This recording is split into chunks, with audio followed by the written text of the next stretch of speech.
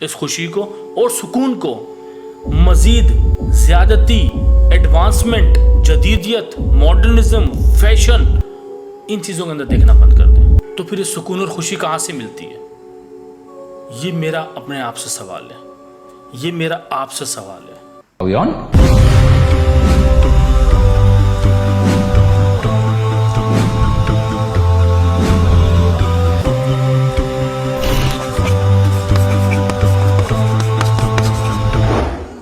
अस्सलामु अलैकुम वरहमतुल्लाहि वबरकातुहू।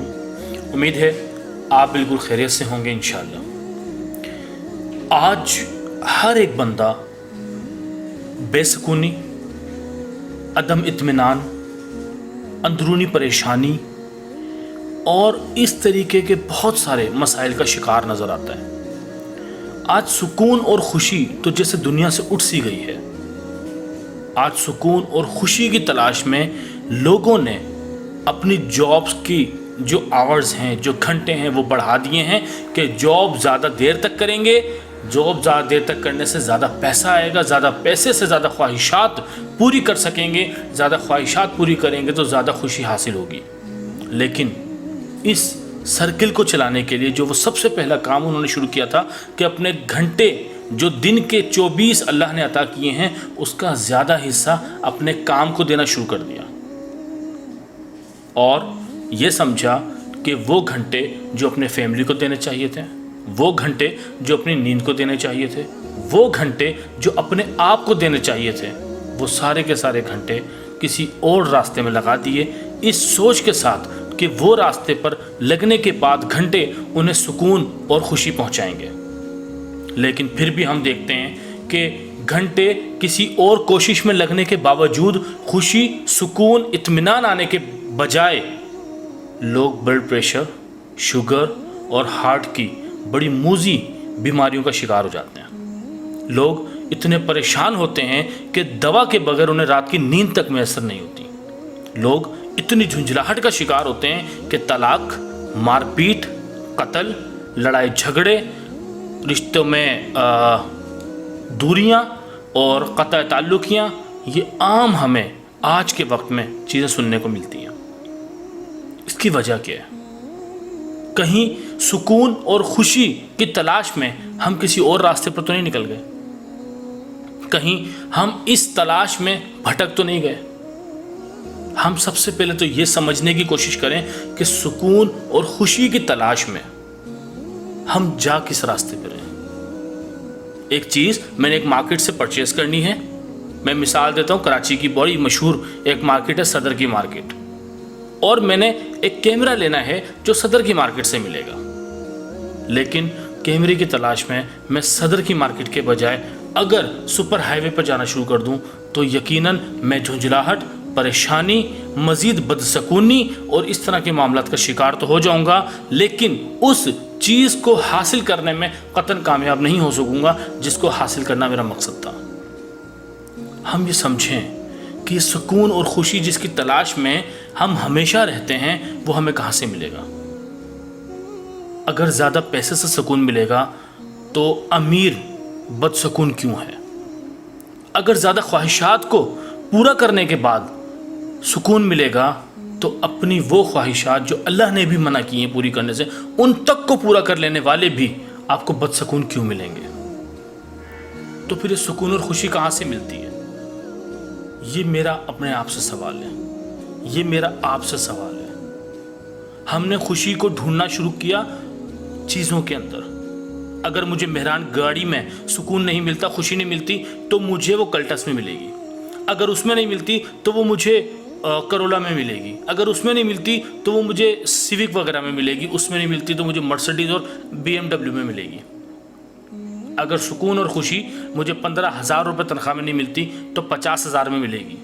अगर सुकून और खुशी मुझे 50,000 में नहीं मिलती तो लाख में मिलेगी। जबकि आपको इस सोच के हामिल लोग माशरे में हर जगह नज़र आएंगे। आज लाख रुपए कमाने वाला इंसान ये समझता है कि जो 2 लाख कमाता है वो ज़्यादा सुकून और खुशी में रहता है। आज 5 लाख कमाने वाला सोचता है कि जो 10 लाख कमाता है वो ज़्यादा सुकून और खुशी में रहता है। حتیٰ کہ جو 8,000 10,000 کماتا ہے وہ یہ سمجھتا ہے کہ 50,000 والا سکون اور خوشی میں رہتا ہے، جبکہ اگر آپ دوسروں سے پوچھنا شروع کریں تو 10 لاکھ والا کہے گا خوشی اور سکون میں وہ ہے جو 5 لاکھ کماتا ہے، کیونکہ اس کے پاس ٹینشنز اتنی نہیں جتنی میرے پاس ہیں۔ 15,000 والا کہتا ہے یہ جو 2 وقت کی سکون کی روٹی کھاتے ہیں یہ زیادہ خوش نصیب ہیں، یہ سکون میں رہتے ہیں، زیادہ کام، زیادہ جھنجھلاہٹ، زیادہ پریشانیوں کے اندر ان لوگوں نے خود کو شامل نہیں کیا ہوا۔ یہ سکون اور خوشی ملتی کہاں سے؟ سکون اور خوشی کا بڑا سادہ سا فارمولہ تھا، آسان سا راستہ تھا۔ ہمارے اللہ کے نبی نے، جو ہمارے نبی ہیں، وہ ذات جو ہمارے لیے زندگیوں کا نمونہ ہیں، وہ ذات جو رہتی دنیا تک کے لیے ہمیشہ کے لیے نمونہ بن کر آئے تھے، انہوں نے ہمیں اس کا فارمولہ بتایا تھا۔ انہوں نے سکون اور خوشی کا جو فارمولہ بتایا تھا وہ بڑا سادہ تھا کہ سکون اور خوشی کبھی بھی اوپر والے کی طرف دیکھ کر نہ حاصل کرنا۔ سکون اور خوشی کا اگر حصول چاہتے ہو تو اپنے سے نیچے والے کو دیکھنا، تمہیں اپنا آپ بڑا لگنے لگے گا اور یقیناً اس سے تمہارے اندر خوشی، اطمینان، صبر، شکر اور سکون پیدا ہوگا۔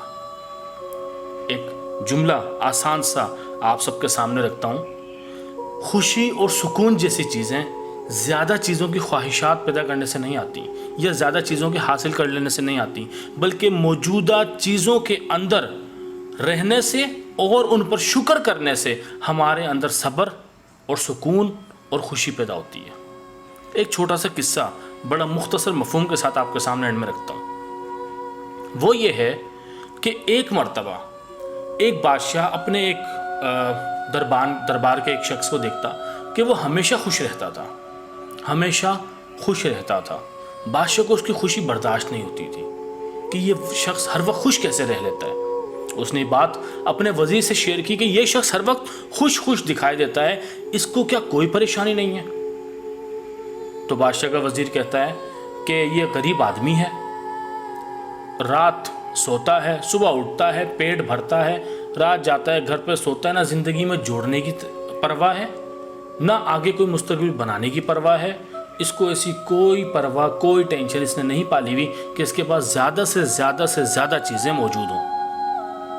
تو کہتا ہے کہ مجھے اس کی خوشی قطعاً برداشت نہیں ہوتی، یہ بادشاہ سلامت کہتے ہیں۔ وزیر انہیں ایک مشورہ دیتا ہے اور مشورہ یہ دیتا ہے کہ اس کے گھر کے باہر ایک تھیلی ڈال دی جائے جس کے اندر 99 سکے ہوں اور اس تھیلی کے اوپر لکھا جائے 100 سکے۔ وہ تھیلی اس کے گھر کے باہر رات میں ڈال دی جاتی ہے اور وہ تھیلی ڈالنے کے بعد اس کا دروازہ کھٹکھٹایا جاتا ہے اور یہ چھپ کر یہ منظر دیکھ رہے ہوتے ہیں۔ منظر دیکھتے ہیں کہ وہ شخص اپنے گھر سے باہر نکلتا ہے، سامنے دیکھتا ہے کہ پیسوں کی ایک تھیلی سامنے موجود ہے جس کے اوپر لکھا ہے 100 سکے۔ گھر میں وہ تھیلی اٹھا کر لے جاتا ہے۔ تھیلی لے کے جانے کے بعد کچھ دیر بعد پورا کا پورا گھرانہ باہر آتا ہے اور جو ایک سکہ اس میں کم ہوتا ہے اس کو ڈھونڈنے لگ جاتے ہیں۔ ڈھونڈتے رہتے ہیں لیکن وہ سکہ انہیں نہیں ملتا تب جب وہ سکہ ہوتا انہوں نے اس تھیلی میں سکے ہی 99 ڈالے تھے۔ خیر وہ یہ منظر دیکھ رہے ہوتے ہیں کہ وہ شخص اپنی پوری فیملی کے ساتھ اس ایک سکے کی تلاش میں لگا ہوا ہے، تو بادشاہ اور اس کا وزیر وہاں سے اپنے دربار کی طرف روانہ ہو جاتے ہیں۔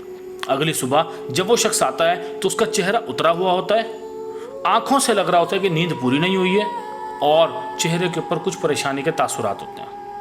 بادشاہ اس سے دریافت کرتے ہیں کہ کیا ہوا؟ کہتا ہے بس کچھ مسئلہ تھا جس کی وجہ سے نیند میری پوری نہیں ہو سکی۔